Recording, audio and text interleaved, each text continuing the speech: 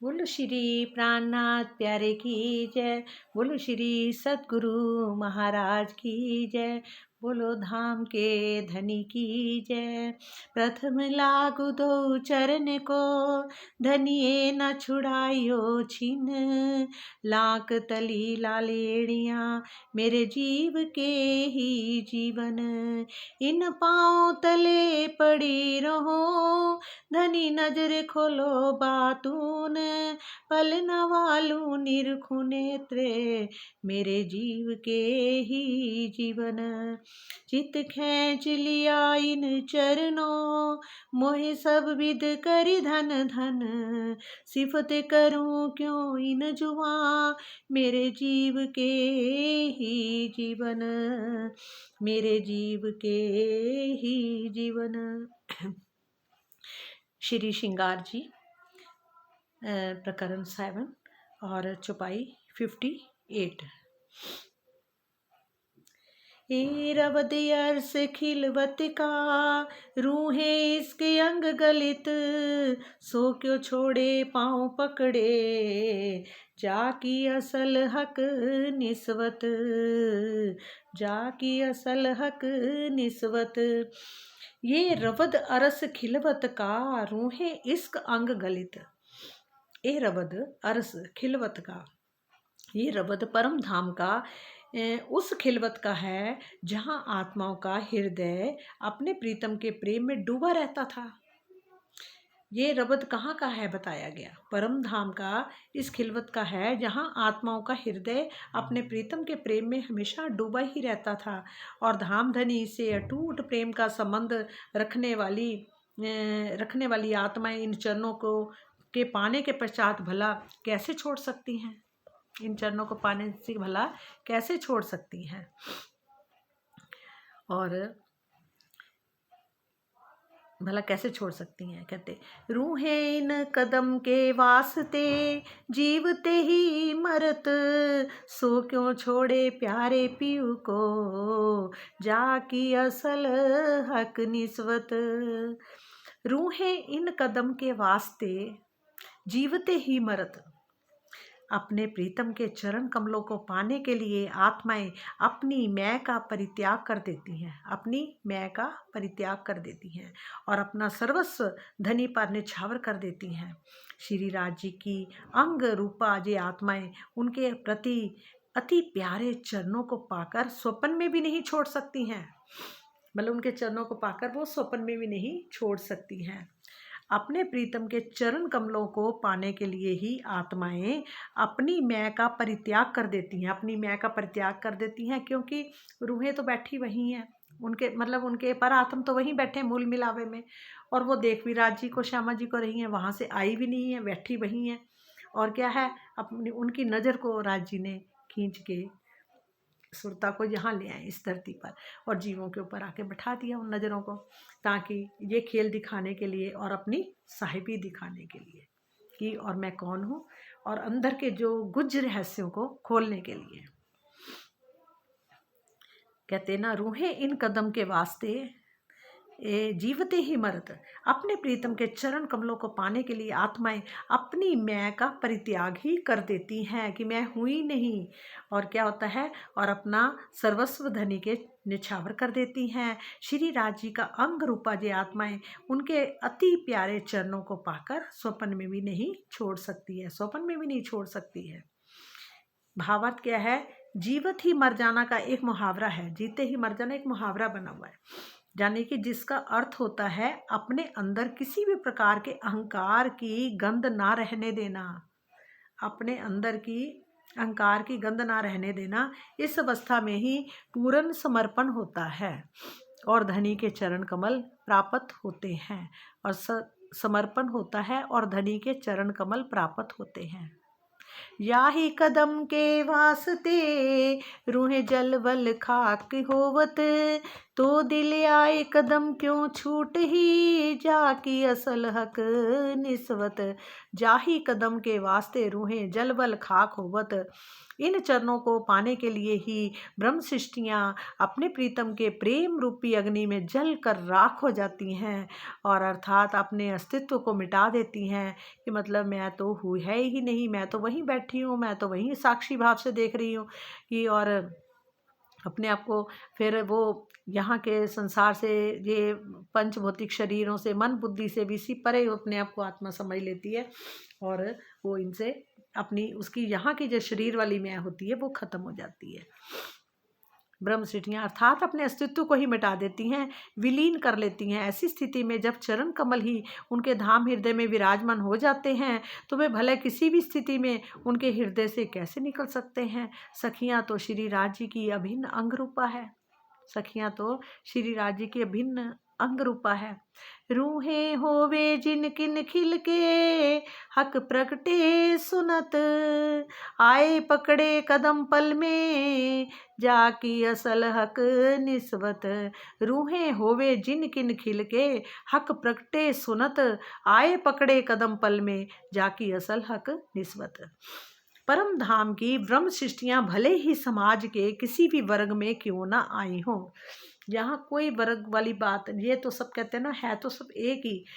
ये अलग अलग कर्मों के हिसाब से या काम जो काम करता है वैसा उसका उसका वो अलग अलग बन जाते हैं। कोई कास्ट, कोई कास्ट हो जाती है, पर वो सब एक ही है। कहते कहीं भी किसी अलग अलग वर्णों में भले ही वो रूहें आई हैं, परम धाम की ब्रह्म सृष्टियाँ भले ही समाज के किसी भी वर्ग में क्यों ना आई हों, किसी भी वर्ग में आई हों, किंतु यदि उन्हें श्री प्राणनाथ जी श्री राज जी के प्रकट होने की जैसे ही खबर मिलेगी तो वे पल भर में ही अपने प्रीतम के चरणों में आ जाती है। वस्तुतः इनका धाम धनी से अखंड संबंध होता है। श्री केशव दास जी, मुकुंद दास जी, चिंतामणि जी, भीम भाई जी, लालदास जी एवं महाराजा छत्रसाल जी ने राज जी के स्वरूप की पहचान होते ही चरणों में आने में पल भर भी की देरी नहीं की थी।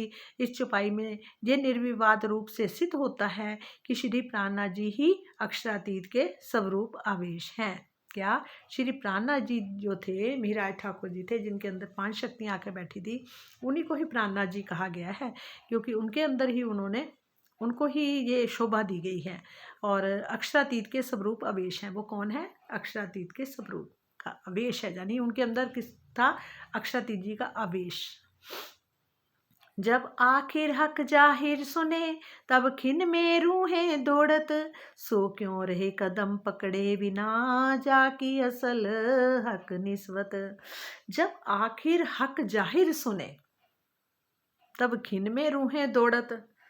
आखिरत क़यामत के समय में अक्षरातीत के प्रकट होने की बात जैसे ही आत्माएं सुनती हैं तो उसी क्षण उनके प्रीतम से मिलने के लिए दौड़ पड़ती हैं, जिनका धाम धनी से शाश्वत संबंध है। भला वे धनी के चरणों में आए बिना कैसे रह सकती हैं। जब इमाम आए सुने, तब मोमिन रहे न सकत। दौड़ के कदम पकड़े, जाकी असल हक निस्बत। जब इमाम आए सुने, श्री प्राणनाथ जी आखरुल इमाम मोहम्मद मेहदी साहिब जुमा के इस संसार में प्रकट होने की बात सुनते ही ब्रह्म मुनि मोमिन माया के बंधनों में नहीं रह पाते। ये दौड़कर उनके चरण पकड़ लेते हैं, अर्थात माया के बंधनों को तोड़कर मारकर श्री जी की शरण में आ जाते हैं, क्योंकि इनका मूल परम धाम से ही अनादिकाल से ही संबंध है। भावार्थ क्या है? दौड़कर चरणों में आने का अर्थ क्या है? मोह, ममता और तृष्णा के बंधनों को तोड़कर श्री राज जी की शरण में आ जाना। मतलब इन बंधनों को तोड़कर श्री राज जी के शरण में आ जाना, मतलब ये है कि ये अब ये नहीं कि जब हम गृहस्थी लोग हैं, घरों में बैठे हैं, और हमें ये ज्ञान भी देखो सारा पूरा राज जी ने दिया है। वो अपने हर भेद भी बता रहे हैं, गुज रहस्य भी उन्होंने बताए हैं, सब कुछ बताया इस वाणी के जरिए। और हमारे सतगुरुओं के मुख से भी निकल रहे हैं ये वाणी, और समझा रहे हैं वो हमें, अच्छी तरह से समझा रहे हैं। और सबसे बड़ी बात है, देखो ये श्री राजन स्वामी जी ने कितनी भावार्थ से कितने आसान कर दी। पहले हम पढ़ते थे इतनी समझ नहीं आती थी, अब तो ऐसे लगता कि जिनको नहीं भी कुछ पता ना, कोई बच्चा भी पढ़ेगा ना उसको भी समझ आ जाएगी। अब तो और बात ही छोड़ो, बच्चा भी पढ़ सकता है, वो भी उसको भी समझ आएगी ये पढ़ के वाणी को। इतनी मतलब कि राज जी ने इतनी मतलब आसान करवा दिया। ये राज जी का हुक्म से ही हुआ सारा काम, और राज जी के हुक्म से ही हमें समझ आ रही है अब। कहते ना, जब नश्वर बैकुंठ मलकूत को पाने के लिए संसार के जीव पहाड़ से कूद जाते हैं, तो मतलब क्या बताया कि जब नश्वर बैकुंठ मलकूत बैकुंठ वास्ते दूनी पहाड़ से गिरत। जब नश्वर बैकुंठ मलकूत, जिसको बोलते हैं बैकुंठ को क्या बोलते हैं, मलकूत को पाने के लिए संसार के जीव पहाड़ से भी कूद जाते हैं। मतलब कि ये कहाँ किनकी है पहाड़ से कूद जाने वाली, प्रहलाद जी के थे ना। तो उनके जो हिरण्यकशिपु शायद उनके फादर थे, जो मतलब कि उनको ऊपर मतलब वो नारायण का नाम लेते थे, तो उन्होंने उनको पहाड़ से भी कूदवाया, मतलब बहुत कुछ किया था उनके साथ। तो अग्नि में भी जलवाने की कोशिश करी थी अपनी बहन को। उनके पास एक चादर थी, वो लेकर बैठ गई थी, तो अग्नि में बैठ गई, तो उसको था कि इस चादर से मैं बच जाऊंगी, पर वो नहीं बची थी, प्रहलाद जी बच गए थे। मतलब कि ये पहाड़ से कूद जाने वाली उनकी बात है। और जो जिन मतलब किनको नारायण जी को पाने के लिए ना, और बैकुंठ के मलकूत जो बैकुंठ के मालिक हैं विष्णु जी, और जिन ब्रह्म सृष्टियों की धनी से अखंड प्रीति है, भला वे भी श्री राज जी के चरण कमलों को कैसे छोड़ सकती है। और जिन ब्रह्म सृष्टियों की धनी से अखंड मतलब परम धाम के मालिक जो हैं, उनसे अखंड रिश्ता जिनका है, अखंड प्रीति है, भला वे श्री राज जी के चरण कमलों को कैसे छोड़ सकती हैं। जबकि यहाँ के वो कूद सकते हैं, तो वहाँ की कैसे छोड़ सकती हैं। संसार के लोगों ने परमात्मा को प्रसन्न करने के नाम पर स्वयं को पर्वतों की ऊंचाइयों से लुढ़काने के अंध परंपरा डाल ली थी। उनकी मान्यता थी कि इसके द्वारा उन्हें बैकुंठ की प्राप्ति हो जाएगी। उनकी ये धारणा पूर्णतः मिथ्या थी और तामसिक विचारों एवं निराशा के परिचायक थी। मलकूत बैकुंठ बासते दूनी सिर लेत करवत, तो रूहें हक कदम क्यों छोड़ ही जाकी असल हक निस्बत। मलकूत बैकुंठ वास्ते दूनी सिर लेत करवत। बैकुंठ मलकूत की प्राप्ति के लिए संसार के लोग काशी आदि स्थानों में अपने शरीर को और से चिरवाते थे। कई लोग मतलब वहां जाके काशी जाके अपने शरीर को भी चिरवाते थे कि हमें मुक्ति शायद वहीं जाके मुक्ति मिलेगी।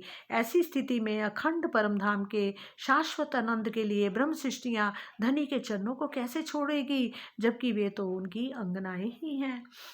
रूढ़िवादी लोगों की मान्यता थी कि काशी में अपने शरीर को और चिरवाने पर बैकुंठ की प्राप्ति होती है। उनकी इस मानसिकता का पंडों ने बहुत ही लाभ उठाया। ये कुप्रथा शाहजहां के समय में समाप्त हो सकी थी। वैदिक ज्ञान के लोप होने से पौराणिक मतांतरों का बोलबाला हो गया। हिंदू जनमानस रीते ज्ञानत न मुक्ति के कथन को पूर्णतः भूलकर इन अंधविश्वासी रास्तों पर चल पड़ा था, जिन्हें आसुरी कर्म भी कहे जा सकते थे। भैरव देवता को खुश करने के लिए पहाड़ की चोटियों से छलांग लगाना तथा भगवान विष्णु एवं शिव जी को खुश करने के लिए और से शरीर को चिरवाना घोर तामसिक कर्म है। देवी को खुश करने के लिए अभी तो वे अपनी जीवा को काट कर चढ़ाने की बातें सुनाई पड़ती है। वेद उपनिषद तथा दर्शन ग्रंथों में इस प्रकार के कृत्यों का कहीं भी लेख नहीं है। श्रीमद् भागवत गीता ने तो इस पूर्णता त्याज्य एवं आसुरी कर्म की संज्ञा दी है। गीता मद् भागवत में 17 में 19 का स्पष्ट कथन है, मूढ़ग्राहेण आत्मनो जतयया क्रियते तपे, और परस्योत्सादनार्थ नार्थम वा तताम समुदाया हेत, अर्थात दूसरों का विनाश करने या हानि पहुंचाने के उद्देश्य से मूर्खता वश अपने शरीर की पीड़ा देते हुए तप किया जाता है, वह तामसिक तप कहा जाता है। कर्ष्यन्ते शरीरस्थम भूत ग्राम मचेत से।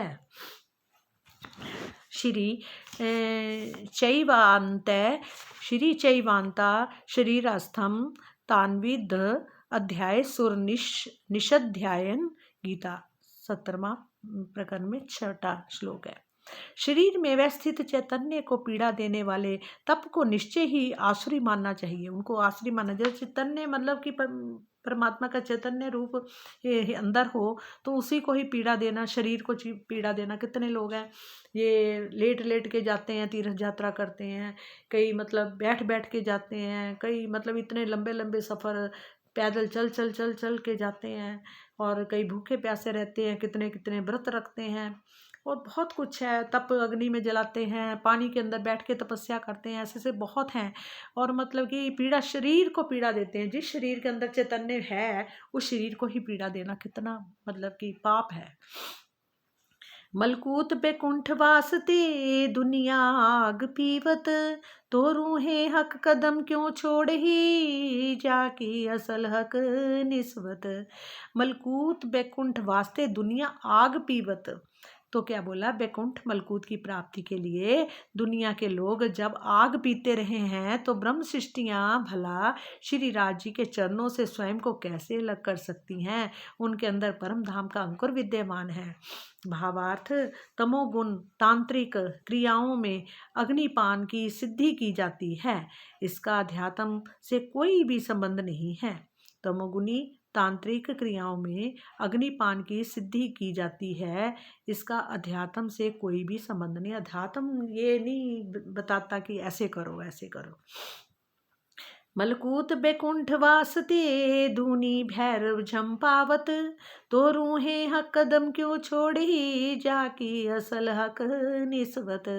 बैकुंठ की प्राप्ति के लिए लोग भैरव देवता को खुश करना चाहते हैं, इसके लिए वे पहाड़ की चोटी से छलांग लगाकर अपने प्राण त्याग देते हैं। यदि वे बैकुंठ के लिए इतना कष्ट उठा सकते हैं तो परम धाम की आत्माएं अपने धनी के चरणों को कैसे छोड़ सकती हैं। उनका परम धाम का शाश्वत संबंध है, उनका तो परम धाम का शाश्वत संबंध है हमारे प्रीतम से। भैरव को शिव जी का तामसिक रूप माना जाता है। भैरव को शिव जी का तामसिक रूप माना जाता है। तांत्रिक क्रियाओं में भैरव की ही पूजा होती है। तांत्रिक क्रियाओं में क्या होता है, भैरव की ही पूजा होती है। और उन्हें खुश करने के लिए पहाड़ की चोटी से छलांग लगाना भैरव झांप कहलाता है। उसको क्या कहते हैं, भैरव झांप, जो पहाड़ की चोटी से छलांग लगाते हैं। मलकूत बैकुंठ वासते दूनी हेम में गलत, तो रूहे हक कदम क्यों छोड़ ही जाकी असल हक निस्वत। जब बैकुंठ की प्राप्ति के लिए संसार के लोग बर्फ में अपने शरीर को गला देते हैं तो ब्रह्म सृष्टियाँ अपने प्राण प्रीतम के चरणों को कैसे छोड़ सकती हैं। इनका तो धनी से अंग अंगी का संबंध है। जब बैकुंठ की प्राप्ति के लिए संसार के लोग बर्फ में अपने शरीर को गला देते हैं, पहाड़ों में बैठ के अपने शरीर गल जाते हैं। कहते कई जगह तो इतनी तपस्या में लगे होते हैं तो जो मतलब उनके दीमके तक लग जाती शरीर को है, मतलब इतनी तपस्या करते हैं किसके लिए, बैकुंठ के लिए, प्राप्ति के लिए। और ब्रह्म सृष्टियाँ जो हैं वो प्राण वल्लभ के चरणों को कैसे छोड़ सकती हैं। इनका तो धनी से अंग अंगी का संबंध है। भावार्थ, पांचों पांडवों का हिमालय में गल जाने का प्रसंग महाभारत में वर्णित है। केवल धर्मराज युधिष्ठिर ही बिना गले संदेश स्वर्ग जा सके थे। अन्य तपस्वी जन भी बर्फ में अपने शरीर को गला देते हैं। वस्तुतः अपनी इंद्रियों एवं मन को विषयों से अलग करना ही तप है। मतलब कि अपनी इंद्रियों को एवं मन को विषयों से अलग करना, मतलब मन को और इंद्रियों को विषयों से अलग करना ही तप है। अत्यधिक शीत या उष्णता से स्वयं को पीड़ा देना अर्थात हिंसक कर्मों द्वारा स्वयं के कष्टों को झोंकना तप नहीं है। मतलब कि हिंसक कर्मों द्वारा स्वयं को कष्टों से झोंकना ये मतलब कि तप नहीं है, बल्कि अज्ञानता के घोर अंधकार में भटकना है। गीता के वास्तविक तप का निरूपण इस प्रकार है। देव द्विज गुरु प्राज्ञे पूलनम शोच मार्जम्बम, ब्रह्मचर्य महिमा च शरीरम तपुच्यते, अनुद्वेग करम वाक्यम सत्यम प्रिय हित्यजत। और स्वाध्याये अभ्यसनं च एव वाङ्मयं तपुच्यते मनः प्रसाद सौम्यतं मौनम् आत्मनं निग्रहः भाव संशुद्धिरित्येत तत्पो मानस मुच्यते। गीता का है 17वां 14 15 16। देव द्विज गुरु और ज्ञानी, किसको बोला? देव द्विज गुरु और ज्ञानी जनों का पूजन शौच सरलता ब्रह्मचर्य और अहिंसा जे शरीर संबंधी तप है। कैसे? देव द्विज गुरु और ज्ञानी जनों का पूजन, इनका जनों का पूजन करना और शौच सरलता ब्रह्मचर्य का व्रत रखना तथा अहिंसा ये शरीर संबंधी तप है। ये शरीर के संबंध के तप हैं, शरीर से किए गए तप हैं। जिस कथन से किसी को उद्वेग उत्तेजना ना हो, जिस कथन से किसी को उद्वेग मतलब उत्तेजना ना हो, सत्य प्रिय एवं हितकारी हो, उनको सत्य भी प्रिय हो और हितकारी भी हो, वाणी का तप कहा जाता है। उसको बोलते हैं वाणी का तप। किनको वाणी का तप बोलते हैं? जो सत्य प्रिय एवं सत्य से प्यार करने वाले, सत्य हो बोलने वाले भी सत्य, हितकारी दूसरों का भला करने वाले भी हों, और वाणी का, इसको वाणी का तप कहा जाता है। वेद का स्वाध्याय भी इसी के अंतर्गत है। वेद का स्वाध्याय करना मतलब वेदों को भी पढ़ना और समझना, स्वाध्याय करना इसी के अंतर्गत है। मन की प्रसन्नता, सौम्यता, मौन, आत्म संयम और अंतःकरण की शुद्धि मानसिक तप है। जी कौन सी मानसिक तप किसे बोलते हैं? एक तो पहले उन्होंने बोल दिया शरीर का संबंधी तप है, मतलब कि जो ब्रह्मचर्य शौच सरलता मतलब कि अहिंसा, ये शरीर संबंधी तप है। और उद्वेग उत्तेजना ना हो, सत्य प्रिय एवं हितकारी हो, हितकारी दूसरों का भला करने वाले, इसको वाणी का तप कहा जाता है। वेद स्वाध्याय करना इसके भी ये भी इसी के अंतर्गत आते हैं, मतलब वाणी का तप। मन को प्रसन्नता, मन जो है मन को प्रसन्नता, सौम्यता, मौन, आत्म संयम और अंतःकरण की ये शुद्धि, ये इसको क्या बोलते हैं? मानसिक तप है। ये है मानसिक तप। और इलाज जो कोई करो पर पावे ना बिना किस्मत, सो हक कदम ताले मोमिन जाकी असल हक निस्बत। और इलाज जो कई करो पर पावे ना बिना किस्मत। हे संसार के लोगों, भले ही आप कितना ही उपाय क्यों ना करें, किंतु मूल संबंध के सौभाग्य के बिना धनी के चरण कमल नहीं मिल सकते। प्रीतम अक्षरातीत के चरण कमल तो ब्रह्म सृष्टियों के ही सौभाग्य में है, जिनका धाम धनी से अनादि काल का अखंड संबंध है, जिनका धाम धनी से अनादि काल का अखंड संबंध है। ए बिन मोमिन कदम न पाइए, जो करे कई कोट मेहनत। ए मोमिन रस जीम के जाकी असल हक निस्बत। ए बिन मोमिन कदम न पाइए, जो करे कई कोट मेहनत। भले ही कोई करोड़ों प्रयास क्यों ना करे, किंतु ब्रह्म मुनियों के अतिरिक्त श्री राज जी के चरणों की अन्य कोई नहीं पा सकता। वे ब्रह्म मुनि मोमिन परम धाम के रहने वाले हैं, जिनका धाम धनी से शाश्वत संबंध है। रूहें अरस की कहे वेद कते, बिन कुंजी क्यों ना पायत। सोरू अल्लाह बेशक करी, जाकी असल हक निस्बत। रूहें अरस की कहे वेद कते, बिन कुंजी क्यों ना पायत। वेद कते में ऐसा कहा गया है कि ब्रह्म सृष्टियाँ परम धाम की रहने वाली हैं। वेदों कतेबों में क्या कहा गया है कि ब्रह्म सृष्टियाँ जो है वो परम धाम की रहने वाली हैं। बिना तारतम ज्ञान के इस रहस्य को कोई नहीं जान सकता। ये तारतम ज्ञान ही है, जो तारतम वाणी है, जिसका वेदों में सब जगह बोला गया कि तारतम वाणी उतरेगी, ब्रह्म मुनि आएंगे, मिश्री के डले गिरेंगे और खुदा खुद ही आकर अपनी पहचान कराएगा। और समय का वर्णन भी सारा भी बोला हुआ था। वही समय, वही सब चीज़ जो कुरान में लिखा गया था, वो सब समय आने पर ही ब्रह्म मुनि उतरे हैं। और हमारे प्रीतम ने ये वाणी का, ये इसको बोलते हैं तारतम ज्ञान उतरा है। वेद कते में ऐसा कहा गया कि ब्रह्म सृष्टियाँ परम धाम की रहने वाली हैं। बिना तारतम के इस रहस्य को कोई नहीं जान सकता। सतगुरु धनी श्री देवचंद्र जी श्यामा जी ने तारतम ज्ञान द्वारा ब्रह्म सृष्टियों के संशय रहित कर दिया। इन्हीं आत्माओं को धनी से मूल संबंध है। भावार्थ अथर्ववेद 10:8-3। में 3 प्रकार की जीव सृष्टि सात्विक, राजसी तथा तामसी के अतिरिक्त इस त्रिगुणातीत ब्रह्म सृष्टि का वर्णन है। मतलब कि अथर्ववेद में बताया गया है कि 3 प्रकार की जीव सृष्टियां कौन सी होंगी, सात्विक, राजसी और तामसी के अतिरिक्त, इनके अतिरिक्त उस त्रिगुणातीत ब्रह्म सृष्टि का वर्णन है। मतलब इनकी जो है ये जीव सृष्टि बोला गया, 3 प्रकार की जीव सृष्टि बोली गई। कौन सी बोली गई है, सृष्टि सात्विक, राजसी तथा तामसी, इनके अतिरिक्त उस त्रिगुणातीत ब्रह्म सृष्टि का वर्णन है।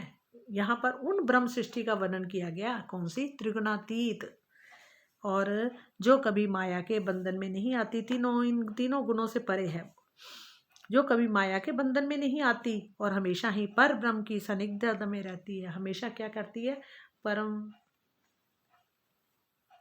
ब्रह्म सृष्टियों के संशय रहित कर दिया, और इन्हीं आत्माओं के धनी से मूल संबंध है।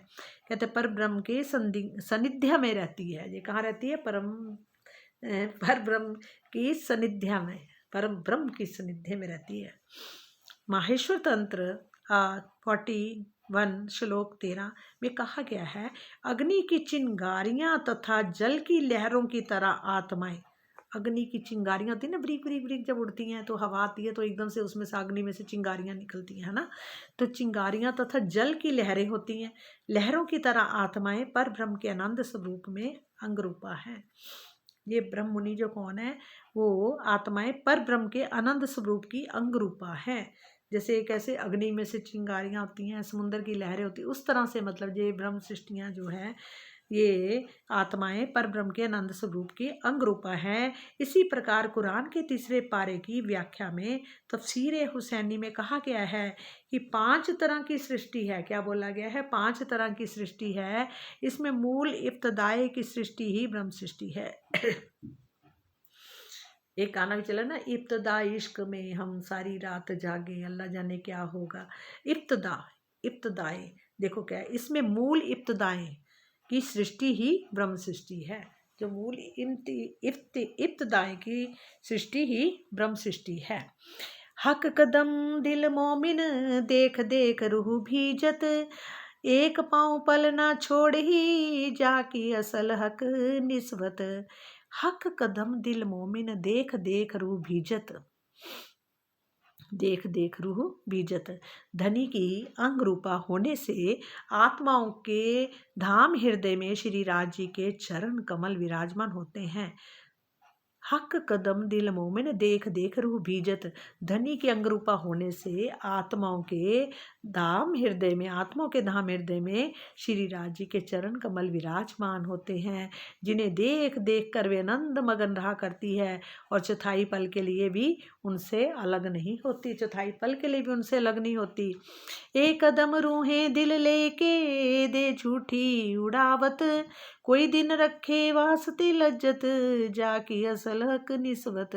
एक कदम रूहें दिल लेके इन चरणों को अपने धाम हृदय में बसाकर आत्माएं अपने नश्वर तन को इस प्रकार निछावर कर देती है कि उनके लिए उसके अस्तित्व का कोई महत्व नहीं रह जाता। अक्षरातीत की अंगनाओं का यदि संसार में कुछ समय तक तन रहता भी है तो मात्र परम धाम और माया के खेल का स्वाद लेने के लिए ही। इन चरणों को अपने धाम हृदय में बसाकर आत्माएं अपने नश्वर तन को इस प्रकार निछावर कर देती है। इस नश्वर तन को, ये जो शरीर है इनको निछावर कर देती है। उनके लिए उसके अस्तित्व का कोई महत्व नहीं हो जाता, रह जाता। इस अक्षरातीत की अंगनाओं का यदि संसार में कुछ समय तक तन रहता भी है, अक्षरातीत क्या लिखा, अक्षरातीत की अंगनाओं का यदि संसार में कुछ समय तक तन रहता भी है तो मात्र परमधाम और माया के खेल का स्वाद लेने के लिए। किस लिए रहता है, परमधाम और माया का खेल का स्वाद लेने के लिए। मोमिन आए अरस से दूनी क्या जाने गत, एक कदम ताले ब्रह्म सृष्टि के जाकी असल हक निस्बत। मोमिन आए अरस से दूनी क्या जाने गत, ब्रह्म मुनि परम धाम से इस माया के खेल में आए हैं। ब्रह्ममुनि कहाँ से आए हैं? परम धाम से इस माया के खेल में आए हैं। इस रहस्य को संसार के लोग नहीं जान पाते हैं, इन्हें अपने ही समान समझते हैं। धनी के चरण कमल तो मात्र ब्रह्म सृष्टियों को ही प्राप्त होते हैं, क्योंकि ये उनके साक्षात तन है, क्योंकि ये उनके साक्षात तन है, क्योंकि ये उनके साक्षात तन है। रूहें खाना पीना रोजा सिजदा, इन कदमों हज जियारत, और 14 तबक उड़ावही, जाकी असल हक निस्बत। रूहें खाना पीना रोजा सिजदा, धनी के इन चरणों में ही मोमिनों यानी ब्रह्म मुनियों का भोजन है। किनका? ब्रह्म मुनियों का भोजन क्या है? धनी के इन चरणों में ही ब्रह्म मुनियों का भोजन है, जल है और रोजा नमाज तथा तीर्थ यात्रा का आनंद है। मतलब चरणों में ही उनके भोजन है, जल है, रोजा है, नमाज है तथा तीर्थ यात्रा का आनंद भी इसी में ही है। पिया के चरण कमल, जिनका श्री राज जी के इन चरणों से संबंध होता है, उनके लिए 14 लोकों की मायावी सुखों का कोई भी महत्व नहीं होता। मायावी सुखों का उनके लिए कोई भी महत्व नहीं होता। भावार्थ क्या है? आत्माएं धनी के चरणों के दीदार के बिना रह नहीं सकती। आत्माएं धनी के चरणों के बगैर रह नहीं सकती, इसलिए उनके भोजन जल के रूप में चरणों का वर्णन किया गया है। उनका भोजन जल कहते ना, खाना पीना सब राज्य के चरण ही है उनके लिए। चरणों के ध्यान से ही हृदय परम पवित्र होता है। उनके चरणों से ही क्या होता है? ध्यान करने से हमारा हृदय जो है वो पवित्र रहता है। इसलिए यही उनके लिए रोजा रखना है। देखो ये 4 चौपाई है ना, इसके 4 चरण, इनको 4 चरण बोला जाता है। ये राज श्यामा जी के 2-2 चरण है। तो ये हमारे लिए चरण ही है। ये वाणी हमारे पीयू के चरण हैं, और इनमें रहकर इनकी वाणी को समझना, वाणी को पढ़ना, जानना, अपने प्रीतम को पहचानना, ये सब इससे है। ये चारों चरण ही उनके दिल में बसे हुए हैं, किनके? परम धाम की ब्रह्म मुनियों में, हृदय में। ये वाणी भी उनके चरण है। ये चरण रज अपने माथे पे लगाओ, ये उनके चरणों की रज हमारे लिए है। मतलब उनके खुद मुख से निकले हुए ये वचन है, ये कोई दूसरे के नहीं है। इनके जैसा कोई, कहते ना, ग्रंथ दुनिया में है नहीं। कहते गुरु नानक देव जी भी जो होते थे ना, जो उनका गुरुद्वारे में ग्रंथ होता है, उसको क्या बोलते? कितना देखो उनको मानते, कितना पूजते हैं, साक्षात परमात्मा मानते हैं। क्यों? क्योंकि वहाँ पर पार ब्रह्म परमेश्वर के महिमा गाई गई है। देखो महिमा गाने से ये फल मिल रहा है।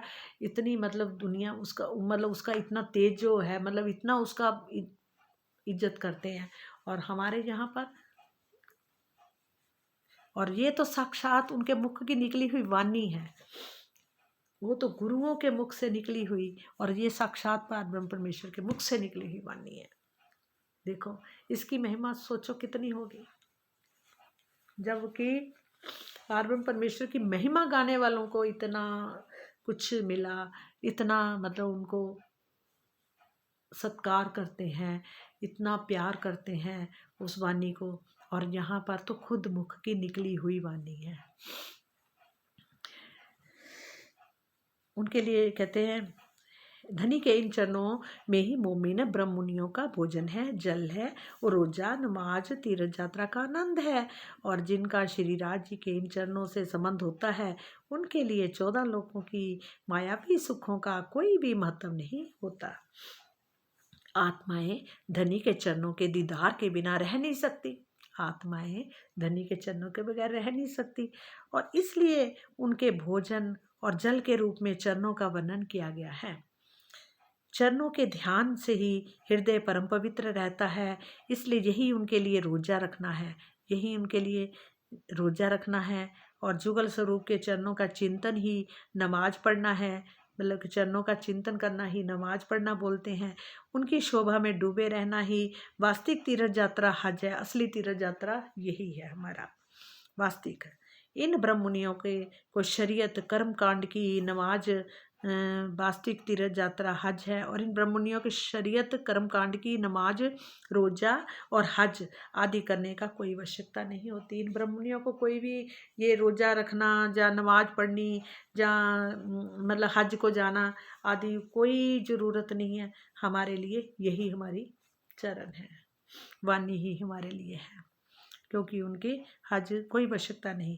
ए चरण पहचान होए मोमिन, वो ही को प्यारे लगत, ना तो बुरा ना चाहे कोई आपको, पर क्या करे बिना हक निस्बत। ये चरण पहचान होए मोमिनो, वाही को प्यारे लगत। श्री राज जी के चरणों की पहचान मात्र ब्रह्म मुनियों को ही होती है। और कहते हैं ना, ये चरण पहचान हुई मोमिनों को, किनको होती है? ब्रह्म मुनियों को ही होती है। और वही को प्यार करे, वाही को प्यारे लगत, ना तो बुरा ना चाहे कोई आपको, पर क्या करे बिना हक निस्बत। क्या कहते हैं? को प्यारे भी लगते हैं और परम धाम का मूल संबंध ना होने से जीव सृष्टि जुगल स्वरूप के चरणों से प्रेम नहीं कर पाती। यद्यपि कोई भी व्यक्ति अपना बुरा नहीं चाहता, किंतु मूल संबंध ना होने से वे क्या करे। ब्रह्म सृष्टियों की राह पर चल पाना उनके लिए बहुत ही कठिन है। मतलब जीवों के लिए ये ब्रह्म सृष्टियों की राह पर चल पाना उनके लिए बहुत ही कठिन है। पाए बिछड़े पी उपदेश में, बीच हक ना डारे हरकत, एक करी इश्क परीक्षा वास्ते, पर ना छूटे हक निस्बत। पाए बिछड़े पीऊ परदेश से, बीच हक ना डारे हरकत। अब ब्रह्म सृष्टियों ने अपने प्राण प्रियतम को इस नश्वर जगत में भी पा लिया है। अब ब्रह्म सृष्टियों ने अपने प्राण प्रियतम को इस नश्वर जगत में भी पा लिया है। उनके और धनी के बीच में अब माया कोई भी अड़चन हरकत नहीं डाल सकती है। धाम धनी ने तो प्रेम की परीक्षा लेने के लिए ही इन्हें माया के खेल में भेजा था, परंतु धनी के चरणों से मूल संबंध बना ही रहा। अब ब्रह्म सृष्टियों ने अपने प्राण प्रीतम को इस नश्वर जगत में भी पा लिया है। यहाँ के तो भूल गए थे, अब राज जी ने याद दिला रहे हैं, इस वाणी के द्वारा हमें याद दिला रहे हैं। तो कह रहे हैं कि इस नश्वर जगत में भी मतलब ब्रह्म सृष्टियों ने अपने प्राण प्रीतम को इस नश्वर जगत में भी पा लिया। उनके और धनी के बीच में अब माया का कोई भी अड़चन हरकत नहीं डाल सकती है। उनके और धनी के बीच में मतलब धनी के में और ब्रह्म मुनियों के बीच में कोई भी माया की कोई भी अड़चन हरकत नहीं डाल सकती है। धाम धनी ने तो प्रेम की परीक्षा लेने के लिए ही इन्हें माया के खेल में भेजा था, परंतु धनी के चरणों से मूल संबंध बना ही रहा। मतलब उन्होंने परीक्षा लेने के लिए ही भेजा था कि तुम कहते हो हम आशिक हैं, अब वहाँ जाके देखूंगा कितना तुम याद करोगे। अरे तुम तो भूल जाओगे, तुम भी उन्हीं की तरह अग्नि की, जल की, बाजू की, पत्थरों की, सबकी पूजा करने लग जाओगे, क्योंकि वहाँ यही कुछ चलता है। तो हम कहती थी अरे हम कैसे करेंगे, हम आपको छोड़कर कैसे भूल सकते, हम आपको नहीं भूल सकते, कैसे भूल जाएंगे। तो यहाँ आकर हम भूल गए। अब ये वाणी के द्वारा हमें याद दिला रहे हैं हमारे पीयू हमारे। और कहते हैं ना कि उसी प्रकार आत्मा ने इस मायावी जगत में भी धामधनी के चरणों को पा लिया है। अब वे किसी भी स्थिति में श्री राज्य के चरणों को नहीं छोड़ सकती, क्योंकि इनके चरणों का अटूट संबंध है, क्योंकि इन चरणों के साथ उनका अटूट है। क्योंकि तन ही ये आत्माओं के जो तन है पर आत्म है, ये खुद राजी ही हैं। जब अब शरीर है, शरीर के अंग जो है, तो इसका अटूट है ना, इसका संबंध है ना। कुछ एक अंग को भी कुछ हो जाए तो बहुत मुश्किल होती है। उसी तरह से हम सब आत्माएं, रूहें जो हैं, हमारे जो पर आत्म है, वहाँ पर मूल हम शरीर है हमारे, वो भी राजी के चरणों में ही बैठे हैं और राजी के ही अंग हैं, राजी की ही सब राजी ही राजी हैं। सारे राजी ने अपने कहते एक को श्याम बहु श्याम सब रूप धारण कर रखे हैं, सब ने एक ही ने अनेकों रूप धारण कर रखे हैं, इसलिए उनसे मूल संबंध है। मूल संबंध जो हो वो चरणों को नहीं छोड़ सकती, क्योंकि इनका चरण से अटूट संबंध है। जो बिछुड़ के आए मिले, सो पलक न छोड़ सकत, सो रूहे पाए चरण पीयू के, जाकी असल हक निस्बत। जिस प्रकार भी जोग के पश्चात मिलने पर पल भर के लिए भी छोड़ पाना संभव नहीं होता, उसी प्रकार परम धाम की आत्माओं ने अपने प्रीतम के चरणों को इस नश्वर जगत में पा लिया है। अब इनके लिए धनी के चरणों को छोड़ पाना किसी भी प्रकार से संभव नहीं है। ऐसा मूल संबंध के कारण ही हो सका है। कहता है जिस प्रकार विजोग के पश्चात मिलने पर पल भर के लिए भी छोड़ पाना मुश्किल हो जाता है किसी को, उसी प्रकार परम धाम की आत्माओं ने अपने प्रीतम के चरणों को इस नश्वर जगत में पा लिया है। अब उनको छोड़ नहीं सकती, और धनी के चरणों को छोड़ पाना किसी भी प्रकार से उनको संभव नहीं है। ऐसा मूल संबंध के कारण ही हो रहा है। अरस शब्द ना पहुँचते लोक का, सो दिल मोमिन अरस कहावत। इन कदमों बढ़ाई दिल को दई, जाकी असल हक निस्बत। अरस शब्द ना पहुँचे त्रिलोक का, अरस शब्द ना पहुँचे त्रिलोक का, सो दिल मोमिन अरस कहावत। मोमिनों का दिल तो अर्श कहाता है, जबकि यहाँ पर एक शब्द भी नहीं पहुँच सकता। कहते इस त्रिगुणात्मक ब्रह्मांड का कोई भी शब्द, इस त्रिगुणात्मक ब्रह्मांड का कोई भी शब्द परम धाम में नहीं जा सकता। तो किंतु कितने आश्चर्य की बात है कि ब्रह्म मुनियों का हृदय ही धाम कहलाता है, और परम धाम के मूल संबंध के कारण ही धनी के चरण कमल आत्माओं को हृदय में विराजमान हुए, जिससे उन्हें धाम कहलाने की शोभा मिली। 14 लोकों के इस ब्रह्मांड का संक्षिप्त रूप से त्रिलोक्य, पृथ्वी, स्वर्ग तथा वैकुंठ कहकर संबोधित किया जाता है। आधुनिक विज्ञान लोक लोकांतरों को सौर मंडल या आकाश गंगा के मंडल के रूप में मानता है। प्रत्येक सौर मंडल में कुछ ग्रहों के साथ सूर्य स्थित है, और प्रत्येक आकाश गंगाओं में करोड़ों सूर्य हैं। इसी प्रकार प्रकृति मंडल में करोड़ों आकाश गंगाओं के अस्तित्व का पता चला है, किंतु विशेषज्ञों का मत है कि इस प्रकृति मंडल की सभी आकाश गंगाओं का गणना कर पाना मानवीय बुद्धि से परे है। क्या बोला? 14 लोकों के इस ब्रह्मांड को संक्षिप्त रूप से त्रिलोक्य यानी पृथ्वी, स्वर्ग तथा वैकुंठ कहकर संबोधित किया जाता है। मतलब कि इस 14 लोकों को, इस ब्रह्मांड का संक्षिप्त रूप में त्रिलोकी मतलब यानी पृथ्वी, स्वर्ग और वैकुंठ कहकर संबोधित किया जाता है। आधुनिक विज्ञान लोक लोकांतरों को सौर मंडल या आकाश गंगा के मंडल का रूप मानता है। आधुनिक विज्ञान लोग जो हैं, वैज्ञानिक लोग हैं, वो क्या कहते हैं? लोकांतरों को सौर मंडल या आकाश गंगा के मंडल के रूप में मानता है। प्रत्येक सौर मंडल में कुछ ग्रहों के साथ तो सूर्य स्थित है। प्रत्येक और सौर मंडल प्रत्येक सौर मंडल में कुछ ग्रहों के साथ तो सूर्य स्थित है, और प्रत्येक आकाश गंगा जो है उसमें करोड़ों ही सूरज हैं। और इसी प्रकार प्रकृति मंडल में करोड़ों आकाश गंगाएं भी अस्तित्व का पता चला है, करोड़ों ही आकाश गंगाएं भी हैं। किंतु विशेषज्ञों का मत है इस प्रकृति मंडल की सभी आकाश गंगाओं की गणना कर पाना मानवीय बुद्धि से परे है।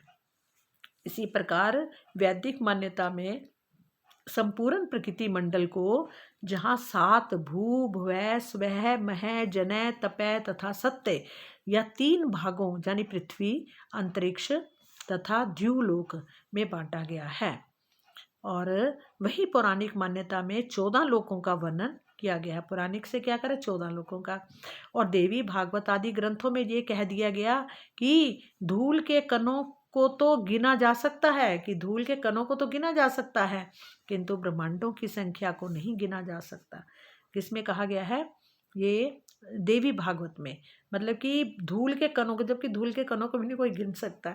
धूल के कणों को तो कह रहे गिन सकता है कोई, तो त्रिलोकी मतलब कि, किंतु ब्रह्मांडों की संख्या को नहीं गिन सकता कि कितने ब्रह्मांड हैं।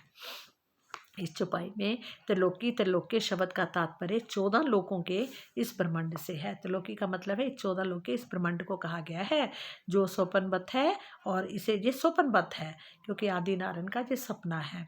जैसे असंख्य ब्रह्मांड इस प्रकृति मंडल में भ्रमण कर रहे हैं, और इस जैसे ये ब्रह्मांड जो 14 लोक का, इस जैसे ब्रह्मांड मतलब कि असंख्य ब्रह्मांड हैं जो प्रकृति मंडल में भ्रमण कर रहे हैं, घूम रहे हैं।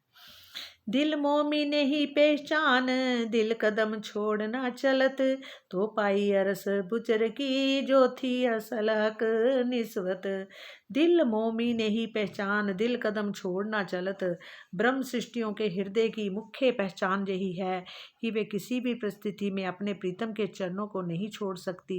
यही कारण है कि उनके हृदय को परम धाम कहलाने की शोभा मिली है। श्री राज जी के चरणों से अनादि संबंध होने के कारण ही ऐसा संभव हुआ है। कहते ब्रह्म सृष्टियों के हृदय का मुख्य पहचान यही है कि किसी भी परिस्थिति में वो अपने प्रीतम के चरणों को नहीं छोड़ सकती। उनकी पहचान ही यही है।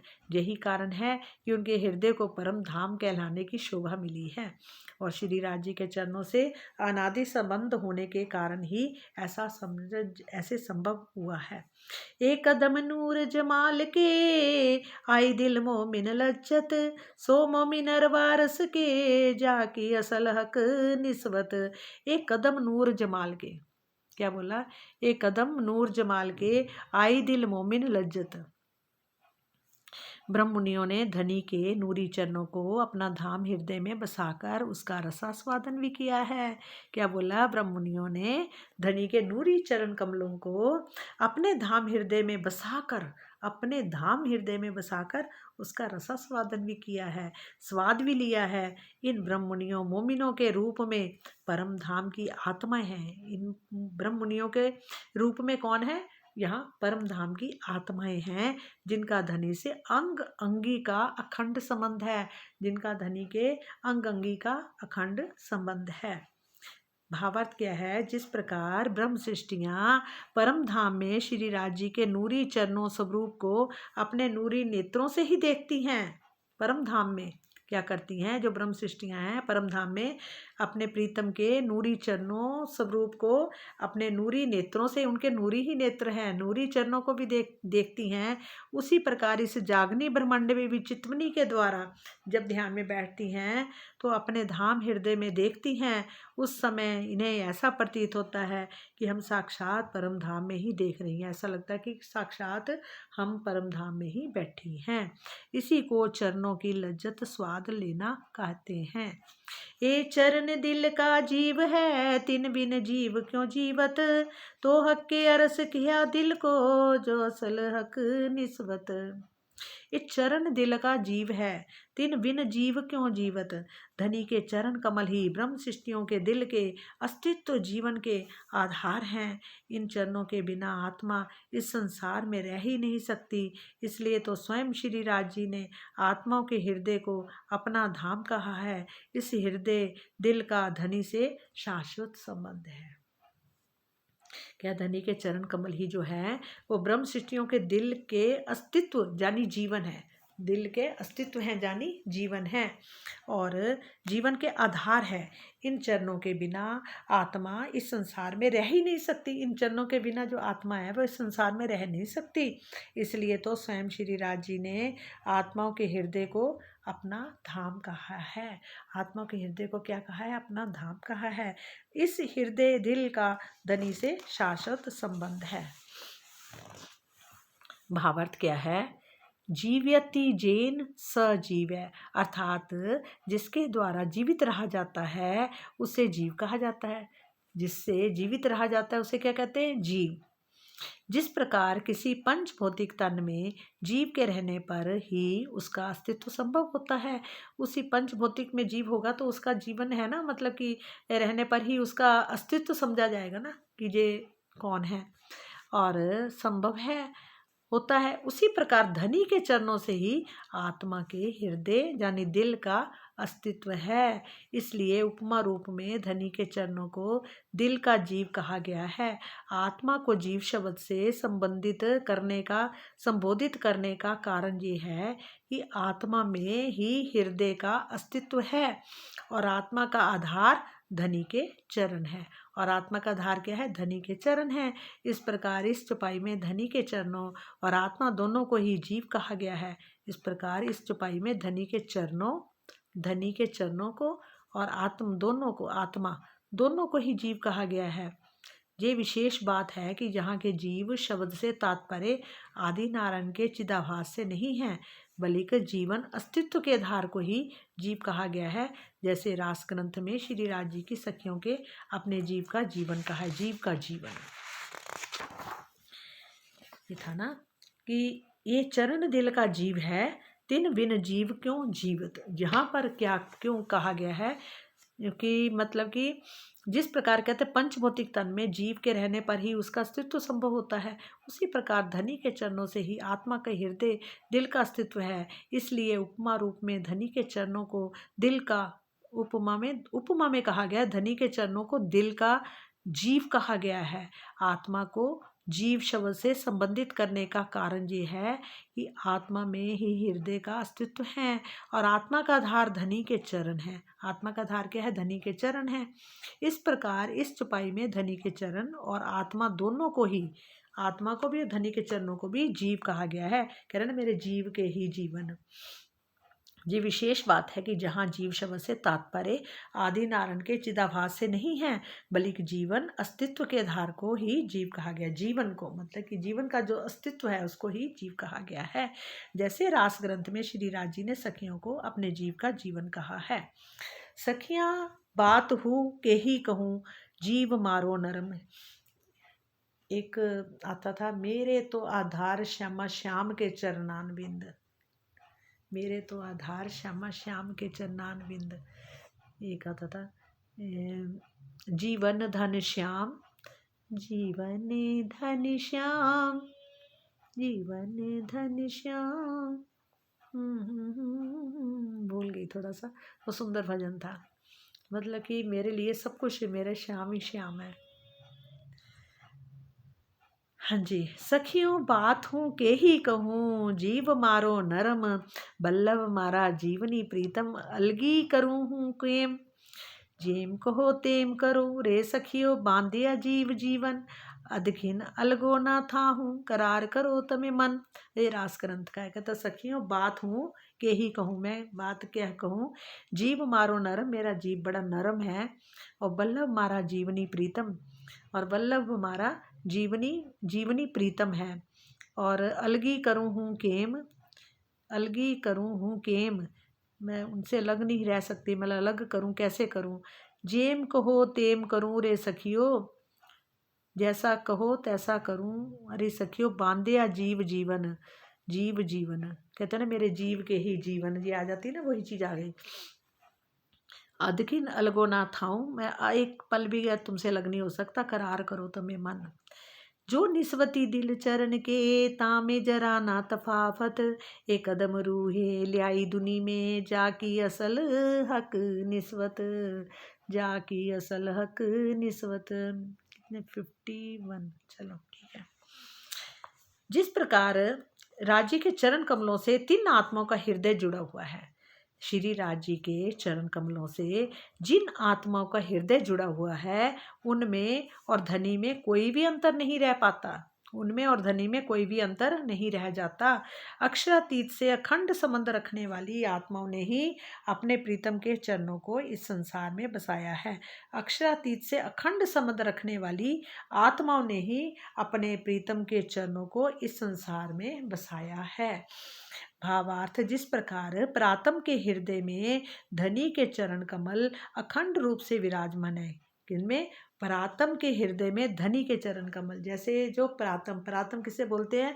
जो मूल स्वरूप है, जानकी आत्माओं का मूल स्वरूप, जो प्रातम, जो तन परम धाम में मूल मिलावे में बैठे हैं राजी श्यामा जी के सामने, उनको बोला गया है। जिस प्रकार प्रातम के हृदय में धनी के चरण कमल जो है, धनी के चरण, वहाँ प्रातम में तो धनी के चरण कमल है ही है, अखंड रूप से विराजमान, अखंड रूप से विराजमान है, इसलिए उसे ही श्री राज जी का स्वरूप माना जाता है। उसी प्रकार आत्मा के भी धाम हृदय में चरणों के बस जाने पर, क्योंकि आत्मा का जो स्वरूप है वो भी पर आत्म जैसा ही है, पर आत्म जैसा ही श्रृंगार है, उसके हृदय में भी क्या है? चरण कमल। बस जाने पर वह धनी का स्वरूप ही बन जाती है। वो कैसी आत्मा बन जाती है? धनी का ही स्वरूप बन जाती है चरण कमल होने से। वस्तुतः इस चौपाई में श्री महामती जी की ओर संकेत किया गया है, जिनके धाम हृदय में जुगल स्वरूप के चरण कमल होने से उन्हें अक्षरातीत की शोभा मिली है। यद्यपि परम धाम में वाहिदत, एकत्व की भूमिका है। परम धाम में कैसी है? एकत्व की भूमि है, वाहिदत की है, जहाँ एक दिली है। यहाँ प्रातम और धाम धनी का एक ही स्वरूप है, वहाँ प्रातम का भी और धनी जी का सबका एक ही स्वरूप है। किंतु विधि और निषेध के इस संसार में, इस निषेध के संसार में एक से अधिक परमात्मा की मान्यता नहीं हो सकती। विधि और निषेध के इस संसार में एक से अधिक परमात्मा की, परमात्मा के एक ही स्वरूप है की मान्यता नहीं हो सकती। यही कारण है कि 5वें दिन की लीला में श्री महामती जी के अतिरिक्त श्री लालदास जी, महाराज छत्रसाल जी तथा भीम भाई आदि अनेकों ब्रह्म मुनियों के हृदय में धनी की शोभा बस चुकी थी। तथा छठे दिन की लीला में भी परमहंस महाराज श्री जुगलदास जी, राम रतन दास जी जैसे परमहंसों ने अपने धाम हृदय में अपने प्राण वल्लभ को बसा लिया था। उन्होंने भी अपने धाम हृदय में परम प्राण वल्लभ को बसा लिया था, किंतु उन्हें अक्षरातीत कहलाने की शोभा नहीं मिली। उनको अक्षरातीत कहलाने की शोभा नहीं मिली। ये शोभा सिर्फ श्री प्राणनाथ जी को ही मिली है। मतलब मीराज ठाकुर जो थे उनका तन को ही मिली है ये शोभा, कहलाने की शोभा नहीं मिली। उनको भी अक्षरातीत कहलाने की शोभा, जबकि शक्ति तो है, मतलब सब कुछ, पर शोभा नहीं मिली। शोभा सिर्फ उनको ही मिली गई है। ये विशेष ध्यान देने योग्य तथ्य है कि यद्यपि स्वरूप से ही लीला होती है, किंतु स्वरूप के विद्यमान होने पर अक्षरातीत की लीला होना या शोभा मिलना आवश्यक नहीं है। हक जाहिर विच दूनी के रूहें समझ के समझावत, हुआ फुरमाया रसूल का तो जाहिर हुई हक निस्बत। हक जाहिर विच दूनी के रूहें समझ के समझावत, हुआ फुरमाया रसूल का तो जाहिर हुई है निस्बत। हक जाहिर विच दूनी के, अक्षरातीत इस संसार में श्री प्राणनाथ जी के स्वरूप हैं।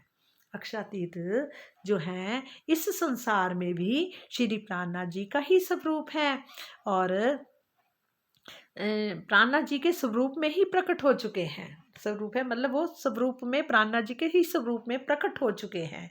और ब्रह्म सृष्टियाँ इस संसार को जानकर अन्य लोगों को समझाती हैं। जो ब्रह्म सृष्टियाँ हैं वो इस बात को जानकर जब वो जान जाती हैं तो अन्य लोगों को भी समझाती हैं।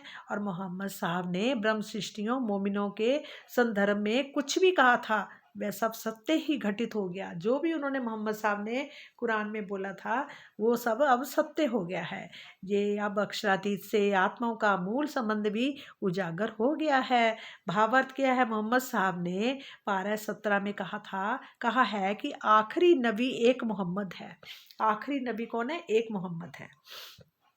जबकि पारा 16 सूर मरियम में एक मर्द कामिल का अत्यंत महिमा वर्णित है जो समस्त धर्मों को एक कर देगा। एक मर्द का भी वर्णन है जो कि समस्त धर्मों को एक कर देगा। 14 तवक कर सी कायम ये जो झूठे खाकी बुत, मोमिन बरकतिन कदमों जाकी असल हक निस्बत। 14 तवक करसी कायम ये जो झूठे खाकी बुत, आत्माओं का श्री राज्य से परम धाम का अखंड संबंध है। धनी के चरणों की कृपा से 14 लोकों के उन सभी प्राणियों को वे शाश्वत मुक्ति देंगे और महाप्रलय में लय हो जाते हैं, और जिनके तन भी पंचभौतिक होते हैं। आत्माओं का श्री राज्य से परम धाम का अखंड संबंध है और धनी के चरणों की कृपा से 14 लोकों के उन सभी प्राणियों को वे शाश्वत मुक्ति देंगे। धनी जी की कृपा से उन सभी प्राणियों को भी वो शाश्वत मुक्ति मिलेगी जो महाप्रलय के में लय हो जाते हैं। जो महाप्रलय में लय हो जाते हैं उन प्राणियों को भी वो शाश्वत मुक्ति देंगे। किनकी वजह से मिलेगी? ब्रह्म मुनियों की वजह से। कौन देंगे? हमारे प्रीतम। और जिनके तन भी पंचभौतिक होते हैं, जिनके तन भी पंचभौतिक है, उनको भी मुक्ति मिलेगी। सबों भिस्त दे घरों आवसी, रूहें कदम ग्रहे बड़ी मत, अरस के तन जो मोमिन जाकी असल हक निस्बत। सबों भिस्त दे घरों आवसी, रूहें कदम ग्रहे बड़ी मत, सबों भिस्त दे घरों आवसी। इन आत्माओं यानी ब्रह्म मुनियों के मूल तन परम धाम में है। उनके मूल तन कहाँ है? ब्रह्म मुनियों के मूल तन परम धाम में है और ये अक्षरातीत की अंगनाएं हैं। जो मूल तन है वो तो परम धाम में है और वो अक्षरातीत की क्या है? अंगनाएं हैं। ये तारतम ज्ञान द्वारा, इस तारतम ज्ञान द्वारा, इस वाणी के द्वारा, जिसको तारतम वाणी बोलिए, जो सबको तार देगी, सबको मुक्त कर देगी, द्वारा धनी के स्वरूप की पहचान करके उनके चरणों में आएंगी तथा संसार के सभी प्राणियों को मुक्ति देकर वापस परम धाम जाएंगी। सबको देके मुक्ति वापस वो अपने परम धाम चली जाएंगी। सुरताएं जो है वो वापस परम धाम में चली जाएंगी, जाने कि वो परात्म शरीर की फरामोशी हट जाएगी और वो धनी के सामने सामने चरणों में बैठे होंगे और वो कहाँ चली जाएंगी? परम धाम में वापस चली जाएगी, इनको मुक्ति देके। ए काम किया सब हुक्मे, अव्वल बीच आखिरित, हक बका द्वार खोलिया, मामत ले आए निस्वत।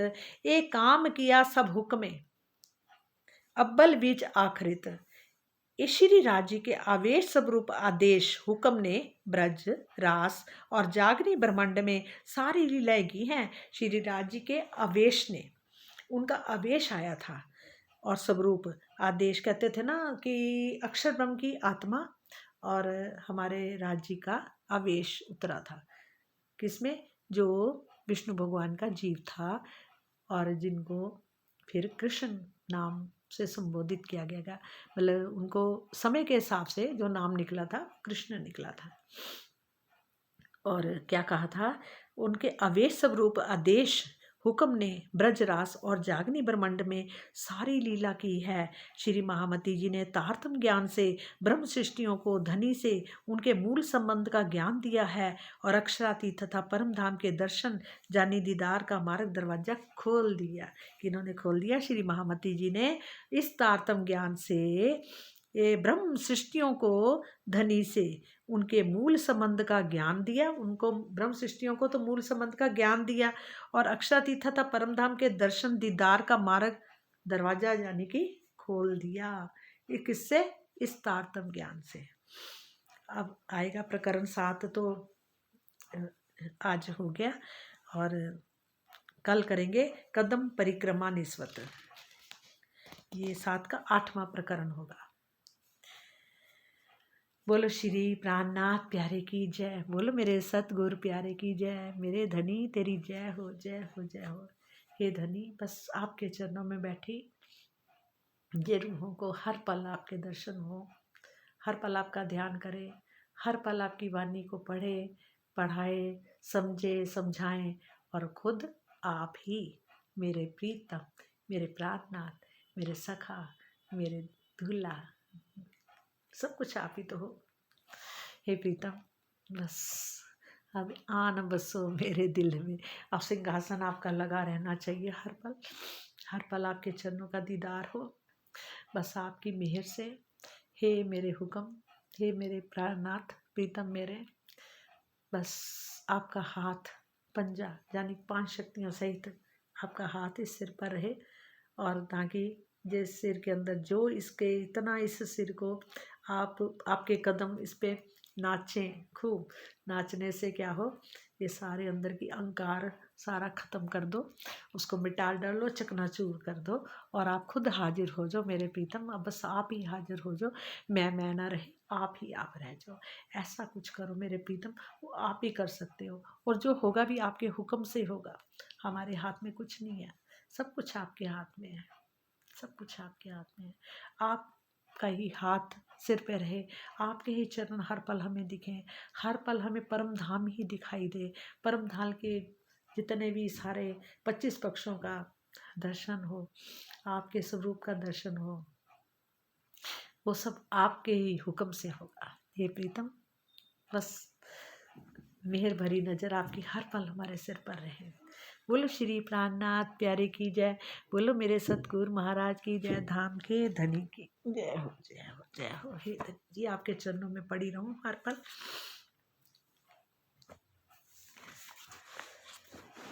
प्रणाम जी।